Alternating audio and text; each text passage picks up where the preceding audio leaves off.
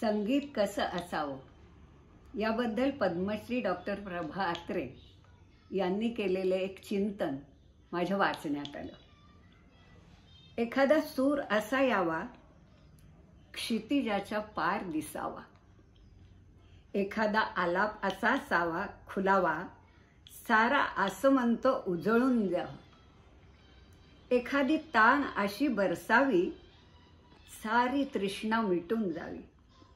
एखादी सरगम अशी लहरावी वाऱ्यालाही भूल पडावी, एखादी लय अशी जुळावी सारी जाणीव विरून जावी, एखादा ताल असा भरावा अंतापर्यंत तोल राहावा, एखादी सम अशी पडावी जीवाशिवाशी गाठ व्हावी, एखादा राग असा फुलावा अनंताला जाऊन भिडावा, एखादा ख्याल असा मांडावा यमुना तीरी ताज बनावा, एखादी ठुमरी अशी रंगावी इंद्रधनुची कमाल व्हावी, एखादं गीत असं छेडावं की शब्दापलीकडे बोलकं व्हावं, एखादं भजन असं गावं निर्गुणाचं कोडं सुटावं, एखादा श्रोता असा मिळावा